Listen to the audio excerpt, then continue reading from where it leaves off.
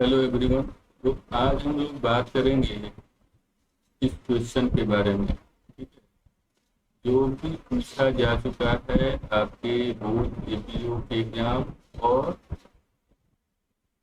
Judiciary के दोनों ही exam में ये पूछा जा चुका है। ठीक है, तो क्वेश्चन क्या है कि by the order of the superior officer a policeman hires and kills two persons who are members of lawful possession। यहाँ lawful possession की बात हो रही है। Is a entitled to protection under section 76 of Indian Penal Code। ठीक है, तो यहाँ जनरल एक्सेप्शन की बात चल रही है। तो 76 में जो प्रोटेक्शन दिया गया है ऑफिसर्स को, तो उसमें क्या क्या प्रावधान है उसको हमें देखना होगा। तो जो प्रावधान है, जैसे कि कहा गया an act is not an offensive done by a person bound by law. यहाँ कीवर्ड को देखना है, क्या क्या कीवर्ड है। बाउंड बाय लॉ और बाय मिस्टेक ऑफ फैक्ट। ठीक है, believes himself in good faith. ठीक है, सारे जो है कीवर्ड बहुत इंपॉर्टेंट है। To be bound by law. ठीक है, ये कह रहा है कि कोई भी एक्ट जो है वो ऑफेंस नहीं है अगर वो पर्सन लॉ द्वारा बाउंड है या मिस्टेक ऑफ फैक्ट से बिलीव करता है गुड फेथ में कि वो बाउंड बाय लॉ। यहाँ दो बातें, या तो वो कोई एक्ट करता है जिसके लिए वो लॉ द्वारा बाउंड है। ठीक है, चाहे तो लाठीचार्ज हो जाए, ओपन फायरिंग हो जाए, कुछ भी इस तरह की बात हो कर सकते हैं, या टीयर गैस को छोड़ा गया हो। ये सारी चीजें वो कर सकता है अगर वो समझता है कि बाउंड बाय लॉ हो या किसी सुपीरियर ऑफिसर के आदेश द्वारा वो काम कर रहा हो। और जहां पर मिस्टेक ऑफ फैक्ट हो, जैसे मान लीजिए कि कोई ए है और बी है, वो गिरफ्तार करने गया ए को, लेकिन उसने ए को ही बी समझ लिया। ठीक है, तो क्या हो गया, मिस्टेक ऑफ फैक्ट हो गया। यहाँ मिस्टेक ऑफ लॉ की बात नहीं चलेगी, उस पर हम लोग बाद में आएंगे। Mistake of fact. ठीक है, तो मिस्टेक ऑफ फैक्ट के कारण ये बातें हो गई। अब यहाँ क्या प्रोटेक्शन है इनको, अगर ऐसे प्रोटेक्शन नहीं मिलेगा तो वो हर जगह बेचारा जो है उसको सजा मिलते रहे। ठीक है, तो ये भी कहीं ना कहीं सही नहीं है। लॉ का जो इंटेंशन है वो हमेशा सही है, भले ही यहाँ लोग तोड़ मरोड़ के, चाहे ऑफिसर हो चाहे आम जनता हो, सारे लोग इसका मिसयूज करते हैं लॉ का। लेकिन ये हम सभी के भलाई के लिए और बहुत अच्छे तरीके से कोई भी लॉ को ड्राफ्ट किया गया है या कॉन्स्टिट्यूशन को ड्राफ्ट किया गया है। लेकिन इससे क्या है, ये लोग खेलते हैं और तब तक खेलते हैं जब तक कि वो जाल में फंस नहीं जाए। तो ऐसे कई ऑफिसर्स हैं जो गलत धंधे में हैं, गलत काम करते हैं, गलत तरीके से डिटेन करते हैं लोगों को, घूस लेकर के, पैसे खा करके। ठीक है, और वहाँ इसी तरह का प्रोटेक्शन वो मांगते हैं, जैसे कि 76 में जो बातें चल रही है। अब देखिए इलस्ट्रेशन जो दिया गया है, सिमिलर इलस्ट्रेशन है जैसा कि क्वेश्चन में कहा गया है। A soldier fires on a mob by the order of his superior officer in conformity with the commands of the law। इन कॉन्फॉर्मिटी की यहाँ पर बात कर रहे हैं, कॉन्फॉर्मेशन, कॉन्फॉर्मेशन की बात चल रही है। मतलब उससे सुसंगत, जो कॉन्फॉर्मिटी जैसा कि लॉ कह रहा है उसी के हिसाब से वो चल रहा है। जो कमांड है लॉ का, वो ऑफिसर ने जो भी काम किया, जो भी कमीशन किया एक्ट का, वो बिल्कुल कॉन्फॉर्मिटी में है लॉ का। ठीक है, अब मान लीजिए कहीं आतंकवादी छुपा हुआ है किसी में, जैसे जम्मू कश्मीर में आप देखते हैं पूरे घर में छुप गया है और इतने खतरनाक है कि वो बहुत बड़े हार्म को कॉज कर सकते हैं। तो वहां पर अगर गोली चल रही है या किसी सुपीरियर के अथॉरिटी से या आदेश से, अगर तो वो तो सिंपल देखता है कि भाई ये तो खतरनाक आदमी है और इस कारण इस पर गोली चलाई गई, इनकाउंटर हुआ। ठीक है, तो यहाँ पर तो दिखती है बात, क्योंकि ये कॉन्फॉर्मिटी ऑफ लॉ की बात चल रही है। लेकिन अब सिंपल सा कोई जा रहा है, उस पर किसी एसपी ने फोन कर दिया और वो गोली चला दिया, तो कहीं से भी लग रहा है कोडिफाइड कॉमन सेंस होता है लॉ। ऐसी बात नहीं। कई लोग ऐसे भी बोलते हैं कि जो सेल्फ डिफेंस का अधिकार पुलिस के अगेंस्ट नहीं, बिल्कुल है, बिल्कुल भी है।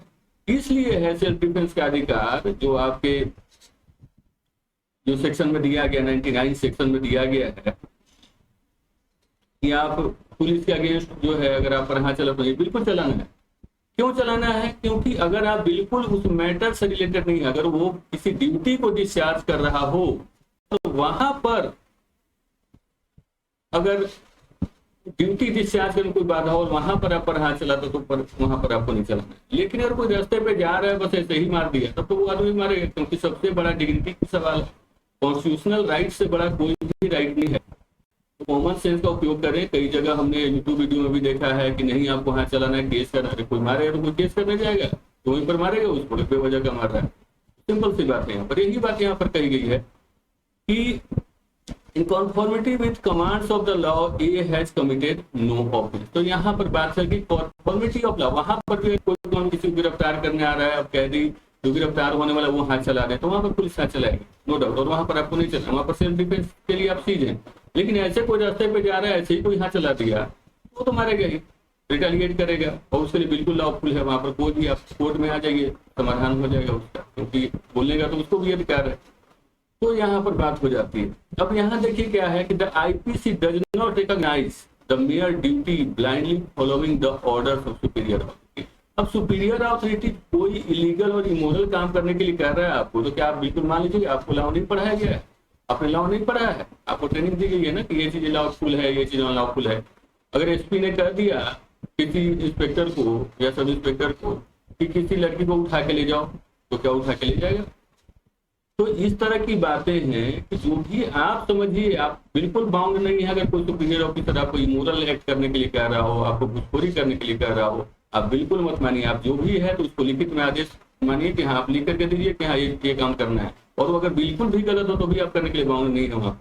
और अगर आप कर रहे हैं तो बस आप एक एक्सक्यूज दे रहे हैं अपने इमोरल एक्ट को छुपाने का, ठीक है। तो जो इंटरनेशनली प्रूव्ड लॉ है, एक्सेप्टेड प्रिंसिपल है, उसको इंडियन जूरिस्प्रूडेंस में भी अपनाया गया है कि मतलब जो भी अगर अनलॉफुल एक्ट है सुपीरियर अथॉरिटी का, वो एक्ट करने के लिए जो इंटीरियर है वो बाध्य नहीं है। आप उनको मना कर सकते हैं या नहीं। अगर आप उसको करते हैं उस इलीगल एक्ट को, तो आप एब्सोल्युटली लायबल हैं। एब्सोल्यूट लायबिलिटी यहाँ पर जाती है आपकी, ठीक है। और विकारियसली लायबल कौन है? जो सुपीरियर अथॉरिटी है वो भी, ठीक है। कोई भी इमोरल और इलीगल एक्ट करने के लिए नहीं बना है। बिल्कुल साफ साफ शब्दों में बात है, बाउंड बाय लॉ यहाँ पर बात कही गई है। ऐसा नहीं कि बेवजह का, तब तो जीना मुश्किल हो जाएगा और सबसे बड़े ये लोग तो भगवान हो जाएंगे, जो चाहेंगे तो करेंगे। ये भगवान नहीं है, बस जनता के नौकर हैं। तो एज इट इज ट्रीट करना चाहिए कि कोई ऐसा नहीं कि कोई कुछ भी कर देगा और छूट जाएगा। तो इस तरह से नहीं चलना है।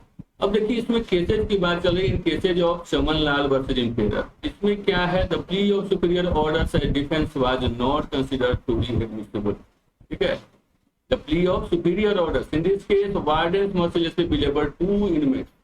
2 इनमेट्स थे, उनको जो 2 वार्डन हैं उनको मर्सिलेसली बीट किए। और ये किसके आदेश पर हुआ? ये चमन लाल जो थे, जो चीफ थे, जो हेड थे, उनके आदेश से हुआ। अब ये प्ली दी गई उनके द्वारा कि भाई ये तो सुपीरियर का अथॉरिटी था।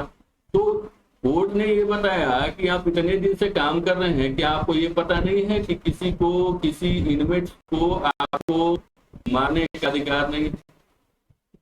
उनको जो सजा दी गई है वो सजा भुगत रहे हैं। किस हिसाब से आपने उन पर पूरा अनलॉफुल एक्ट है कि आपको जानकारी नहीं। और अगर जानकारी है और सुपीरियर अथॉरिटी अगर कोई इस तरह का आदेश दे रहा तो आप क्यों मान रहे हैं? मान है तो यहाँ पर आप एब्सोल्युटली लायबल है। सिंपल सी बात है, ठीक है। तो अब यहाँ देखिए एक और केस ऑफ चरण दास, ठीक है। अभी चमनलाल का हमने केस दिखा, Charan Das Narayan Singh versus state of state, ठीक है। The accused Charan Singh appealed in the East Punjab high court. ये इंपॉर्टेंट है कि कहाँ अपील किया, जो मेन मैटर उस पर हम आते हैं। Despite his firing the shot was done under the order of superior officer. Harnam Singh जो था इसका सुपीरियर था, उसके आदेश पर इन्होंने जो है गोली चलाया। Order used by superior was wholly unjustified and manifestly illegal. Hence the accused did not have any duty to follow such an order, ठीक है। तो जहां पर आपने गोली चला दिया और बिना जाने बुझे, और सिर्फ ये आदेश, तब तो कोई भी रहेगा आईपीएस किसी को किससे पर्सनल दुश्मनी रहेगा, किसी सब इंस्पेक्टर बोल रहा है गोली चला दो, वो चला देगा, तो उसके लिए वो खुद लायबल है, वो भी लायबल है, और जो जिसने आदेश दिया वो भी लायबल है, ठीक है। तो जो भी लॉफुल एक्ट, जो रिटन डाउन लॉज हैं, उसके हिसाब से आपको चलना है। आप राजा के लड़के नहीं हैं और राजा भी सोवरेन नहीं है। ठीक है। तो राजा बनने की कोशिश मत करें, आप नौकर हैं, नौकरों की तरह रहिए। और बिल्कुल ही भी जो लीगल जो जनता ने, जो जनता आपकी मालिक है, जिसने ये कानून बनाया है, we the people of India, ठीक है। तो हमने जो कानून बनाया है उसके हिसाब से आपको चलना है। सोवरिन सिर्फ जनता है, आप नहीं है। आप एक नौकर हैं जो रिटेन डाउन आदेश है उसी के आदेश के हिसाब से चलना है। अगर आपने अनलॉफुल एक्टिविटी किया तो उसके लिए आप लायबल होंगे। आप उसी तरह अपराधी हैं जिस तरह और अपराधी होते हैं, ठीक है। आपने देखा होगा कई आईपीएस के खिलाफ जो है कुर्की जब्ती का वारंट जारी हो जाता है, कई आईपीएस जेल भुगत रहे हैं। तो ये आपराधिक मानसिकता है कि अपराधियों की कोई जात नहीं होती, कोई अपराधियों की कोई वर्दी नहीं होती, कोई अपराधियों के कोई दीन ईमान नहीं होता। अपराधी सिर्फ अपराधी होते हैं। और जो प्रशासन के भेष में वो भेड़िए हैं, ठीक है, तो उनको उसी तरह से ट्रीट किया जाता है। कई आईपीएस जेल भुगत रहे हैं अपने कर्मों के लिए और आगे भी भुगतेंगे। तो आपके पास कोई एक्सक्यूज नहीं है इस तरह का। अगर कोई भी गलत एक्शन अनलॉफुली आप लेते हैं और सुपीरियर के फील्ड में आप सेक्शन 76 आईपीएस के फील्ड में अपने आप को आप बचा नहीं सकते हैं। तो ऊपर का जो आप केस देख रहे हैं वो केस जो बिल्कुल मालाफाइड इंटेंशन से लिया हुआ डिसीजन है। बस 76 का एक शील्ड लिया जा रहा है और बचाने की कोशिश किया जा रहा है जो कि मेंटेनेबल नहीं होगा। तो हेंस क्या है बात कि thus in the given problem is killing of 2 persons on the plea of superior official order is not maintainable and is not protected under the shield of section 76। तो आपके प्रॉब्लम का सॉल्यूशन यहाँ पर मिल गया, ठीक है। तो इसको आप इसी तरह से आप जवाब देंगे। आप पहले देखेंगे क्या होगा। जैसे मैंने लिखा है कि no it does not fall under the shield of protection provided under section 76 of IPC. Reference क्या है, चमन लाल एंड चरण दास का केस है, इसको आप रिफर कर देंगे। प्रोविजन आप लिखेंगे, इलस्ट्रेशन लिखेंगे, उसके बाद इसको थोड़ा सा इंटरनेशनल लॉ के संदर्भ में लिख लेंगे कि क्या है नहीं है, हमारे यहाँ किस तरह का जो स्टूडेंट्स का इस्तेमाल होता है। ये सारी चीजों को लिखते हुए आप केस लॉ का वर्णन कर देंगे और उसके बाद यहाँ पर आप कंक्लूजन निकाल देंगे। ये आपका कंक्लूजन हो गया। तो this is the way of writing. और ये इस तरह से आप अपने लैंग्वेज, सबकी अपने अपने भाषाएं होती हैं, अपने वर्ड के सिलेक्शन होते हैं, ठीक है। अब हम जो लिख रहे हैं आपका कुछ अलग वर्ड लिखने का ये होगा, बट बात यही है आप कैसे लिखते हैं ये आपके लैंग्वेज पर डिपेंड करता है। आपका फ्लो ऑफ लैंग्वेज कुछ अलग होगा, दूसरे कुछ और होगा, बट फैक्ट नहीं बदलते हैं, ठीक है। Statement of fact will be same, clear act नहीं बदल जाएगा, जो चीजें हैं वो नहीं बदल जाएगी, केस लॉ के डिसीजन नहीं बदल जाएंगे। तो वो सारी चीजें आपको अपने शब्दों में लिख लेना है बस। जो भी किताब मैंने बताया उसको आप अभी से अध्ययन में जुट जाएं और प्रैक्टिस करें प्रतिदिन। अभी से भी अगर 2-2, 3-3 क्वेश्चन भी अगर आप बनाते हैं तो आपका प्रिपरेशन जो है लगभग आपका हो जाएगा, ठीक है।